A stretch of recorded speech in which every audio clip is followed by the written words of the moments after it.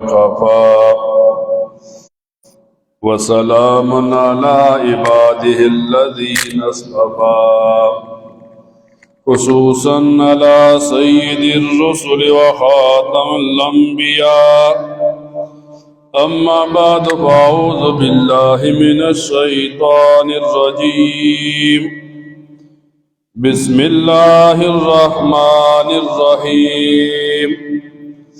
قال الله تبارك وتعالى: يا أيها الذين آمنوا صدق الله مولانا العظيم.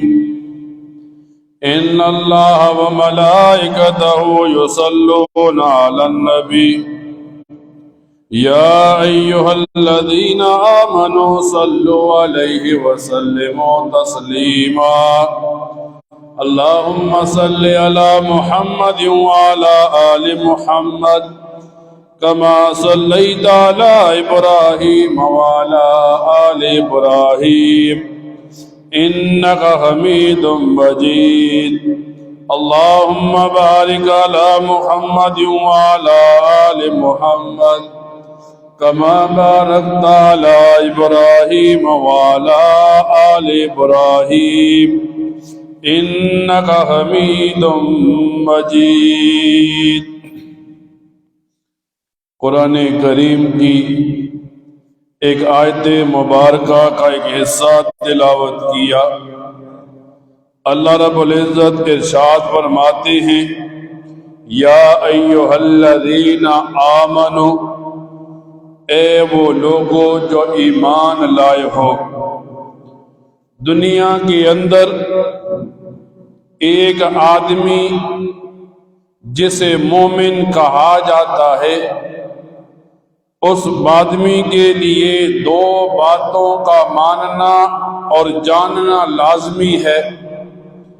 فرمایا جسے مومن کہا جاتا ہے، مومن کے لیے زبان سے اقرار کرنا اور دل سے تصدیق کرنا ایمان کی یہ لازمی ہے. ایک آدمی زبان سے کہتا ہے میں مسلمان ہوں، ایک آدمی زبان سے بتاتا ہے میں ایمان والا ہوں، تو یہ اس کا زبانی اقرار تو ہو گیا، لیکن شریعت مطہرہ بتاتی ہے جب اس کا زبان سے اقرار پورا ہو گیا، اب اس کی دل کی تصدیق مانی جائے گی. اور دل کی تصدیق کی کیفیت بندے کے اعمال کے ساتھ ہوتی ہے. جتنے بندے کے اعمال شریعت کے تابع ہوتے ہیں، جتنا وہ سنتوں کو زندہ کرنے والا ہوتا ہے، اتنا ہی اس بندے کا ایمان دل کی تصدیق سے ظاہر ہوتا ہے. پھر دنیا کے اندر اگر آدمی ایمان والا ہوا تو کامیاب ہے، آخرت میں بھی کامیابی ہے. اور اگر یہ آدمی ایمان والا نہیں ہے، دنیا کے اندر ناکامی بھی ہے اور آخرت کے اندر حسرتیں بھی ہوں گی. فرمایا مومن آدمی وہ ہوتا ہے جو بغیر دیکھے مان لیتا ہے، کافر وہ ہوتا ہے جو دیکھ کر مانتا ہے. نبی کریم صلی اللہ علیہ وسلم کا زمانہ ہے. نبی کریم صلی اللہ علیہ وسلم صحابہ کرام سے فرماتے ہیں اگر میں تمہیں کہوں اس پہاڑ کے دوسری طرف تمہارے دشمنوں کا لشکر ہے تو تم کیا کہو گے؟ تو صحابہ کرام فرمانے لگے اللہ کے رسول آپ صادق اور امین ہیں، آپ جھوٹ نہیں بول سکتے. تو مومن کی پہلی نشانی یہ بتائی کہ مومن بغیر دیکھے مان لیتا ہے، اور کافر کو جب دعوت دیتی ہے تو جب تک کافر کسی چیز کو دیکھتا نہیں قبول نہیں کرتا. فرمایا دوسرا یہ مومن خوشی کے ساتھ قبول کر لیتا ہے اور کافر مجبوراً قبول کرنا چاہتا ہے۔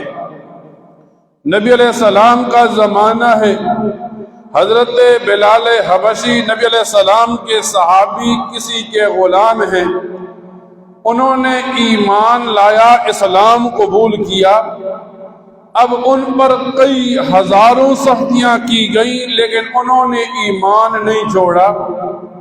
فرمایا اب انہوں نے یہ ایمان خوشی سے قبول کیا۔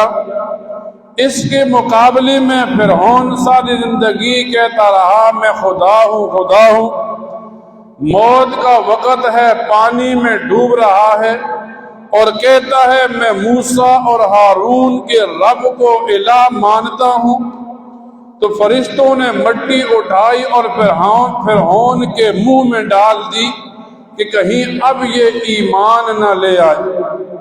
پھر فرماتے ہیں قیامت کے دن مومن خوشی کی حالت میں ہوگا اور منافق اور کافر غم کی حالت میں ہوگا۔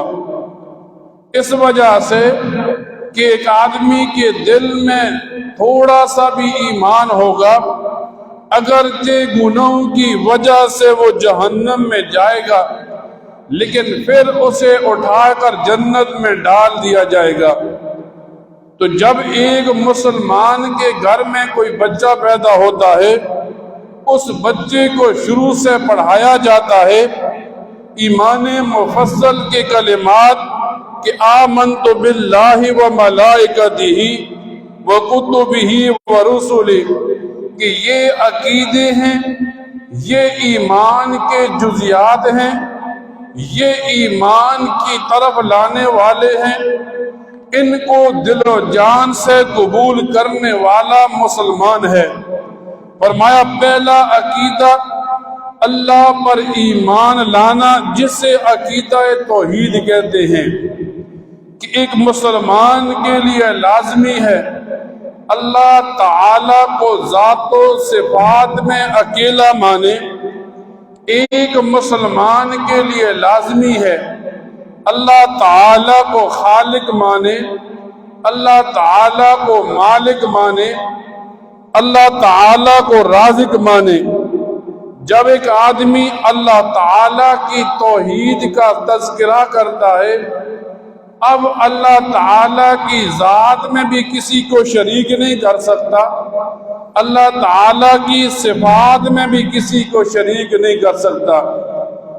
ایک آدمی عقیدت کے ساتھ کسی قبر کے سامنے سجدہ کرتا ہے، وہ شرک کر کے مشرک بن جاتا ہے۔ ایک آدمی محبت کے ساتھ کسی پیر کو سجدہ کرتا ہے، انسان کو سجدہ کرتا ہے، یہ آدمی اللہ کی توحید کو چھوڑ کر شرک کرتا ہے۔ اور مشرک کے بارے میں مسلمان کا عقیدہ ہے کہ وہ نجس ہے، اور دنیا میں سب سے بڑا گناہ یہ شرک ہے۔ تو فرمایا پہلا مسلمان کا عقیدہ اور ایمان یہ کہ مسلمان اللہ تعالیٰ کو ایک مانے۔ پھر فرماتے ہیں دوسرا عقیدہ مسلمان کا یہ ہو کہ وہ فرشتوں کو اللہ تعالیٰ کی نورانی مخلوقات مانے۔ اس کا عقیدہ ہو کسی فرشتے سے کسی بھی حالت میں گناہ سرزد نہیں ہوتا۔ جب فرشتہ پیدا ہوتا ہے، پیدا ہونے کے ساتھ وہ اللہ تعالیٰ کی عبادات میں لگ جاتا ہے۔ ہاں کچھ بڑے فرشتے ہیں جیسے حضرت جبرائیل امین جو اللہ تعالیٰ کے پیغامات اس کے پیغمبروں رسولوں کے پاس وحی کی صورت میں لاتے۔ اسی طرح ملک الموت ہیں جو ایک آدمی کے جسم سے روح نکالتے ہیں۔ چند بڑے فرشتے اللہ تعالیٰ کے احکامات پر نافذ ہیں، بقیہ ساری جتنی نورانی مخلوقات ہیں یہ اللہ تعالیٰ کی عبادات میں لگے ہوئے ہیں۔ بعض کفار کا عقیدہ تھا کہ یہ فرشتے اللہ تعالیٰ کی بیٹیاں ہیں، لیکن مسلمان کو عقیدہ سکھایا گیا نہیں، یہ اللہ تعالیٰ کی مخلوقات ہیں جنہیں نورانی مخلوقات کہتے ہیں۔ فرمایا تیسرا مسلمان کو عقیدہ بتایا کتابوں پر ایمان لانا ہے کہ اللہ تعالیٰ نے بڑی بڑی کتابیں تورات، زبور، انجیل، قرآن کریم اور 100 سے زائد کے قریب صحیفے اتارے۔ اللہ تعالیٰ نے جتنی کتابیں اور صحیفے اتارے سب کو برحق ماننا، سب پر ایمان لانا، سب کو اللہ تعالیٰ کی طرف سے بھیجا ہوا سچا ماننا، یہ مسلمان کا عقیدہ ہونا لازمی ہے۔ اور سب کتابوں میں افضل اور آخری کتاب قرآن کریم کو ماننا یہ مسلمان کا عقیدہ ہونا لازمی ہے۔ پھر بتایا مسلمان نے کہ مسلمان کے لیے رسولوں پر ایمان لانا ضروری ہے کہ حضرت آدم علیہ السلام سے نبوت کا سلسلہ شروع ہوا، کرتے کرتے نبی کریم صلی اللہ علیہ وسلم تک جتنے بھی اللہ تعالیٰ نے رسول بھیجے، جتنے بھی انبیاء بھیجے، سب پر ایمان لانا، سب کو برحق اور سچا ماننا یہ لازمی ہے۔ کسی ایک رسول کا انکار، کسی ایک نبی کا انکار یہ مسلمان کو کافر بنا دیتا ہے۔ پھر سب سے آخر میں نبی کریم صلی اللہ علیہ وسلم کو آخری ماننا، آپ کے بعد نبوت کے سلسلے کا بند ہونا، یہ مسلمانوں کی رسالت کا عقیدہ ہے۔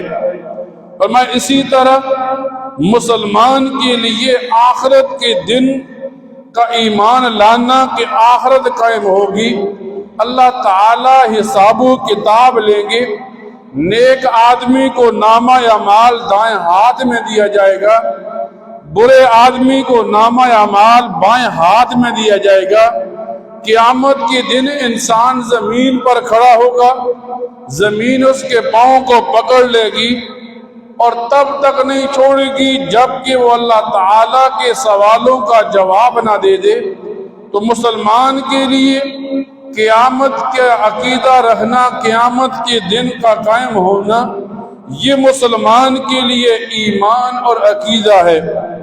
پھر فرمایا مسلمان کے لیے تقدیر پر ایمان لانا کہ اللہ تعالیٰ نے ایک آدمی کو پیدا کرنے سے پہلے اس کی عمر لکھ دیتے ہیں، اس کا رزق لکھ دیتے ہیں، اس کے بارے میں لکھ دیتے ہیں یہ آدمی نیک ہوگا، یہ آدمی برا ہوگا، یہ آدمی نیک بخت بنے گا، یہ آدمی بدبخت بنے گا، یہ آدمی دنیا میں جائے گا اللہ تعالیٰ کے احکامات کو مانے گا، یہ آدمی جائے گا شیطان کے احکامات کو مانے گا۔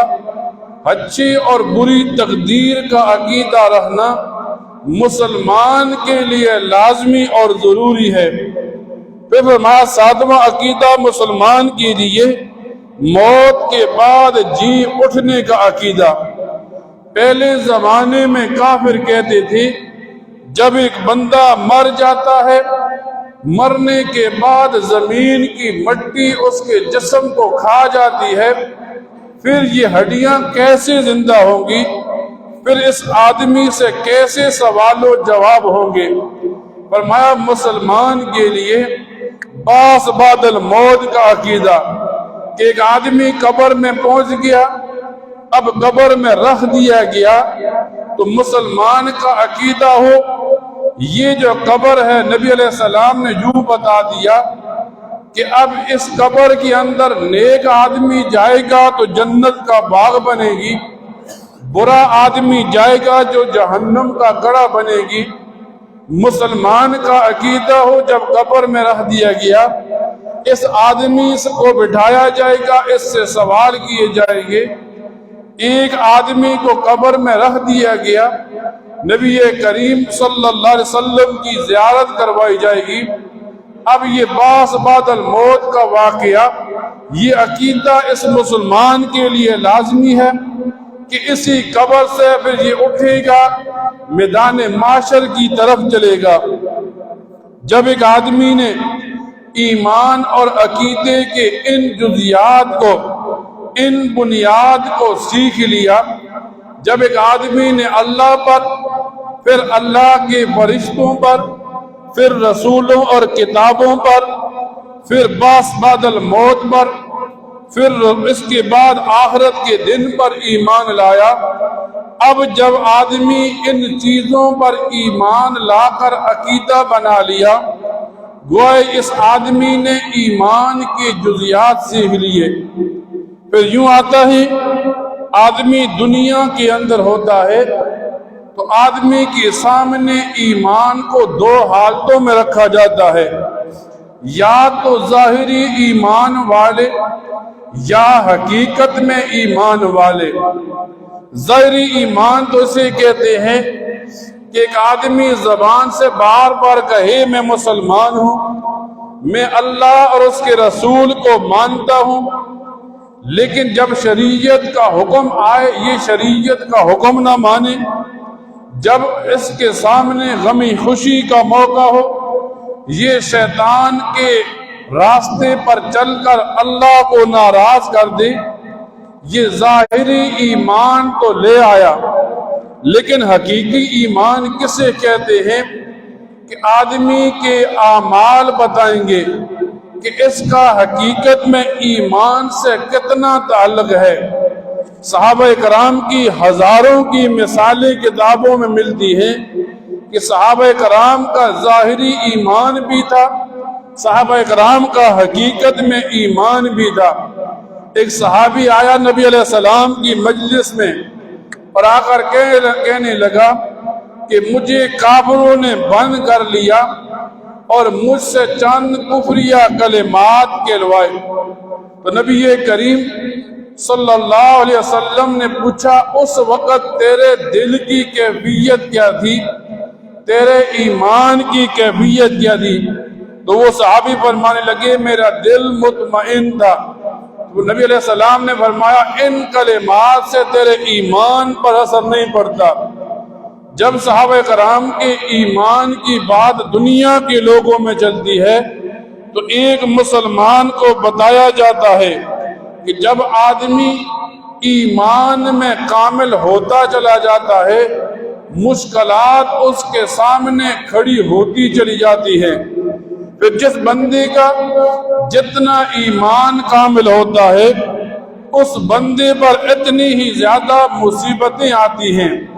حضرت بلال حبشی کی مثال لیں، حضرت ابو بکر صدیق کی مثال لیں، ایمان زیادہ تھا تو تکالیف بھی زیادہ آئیں۔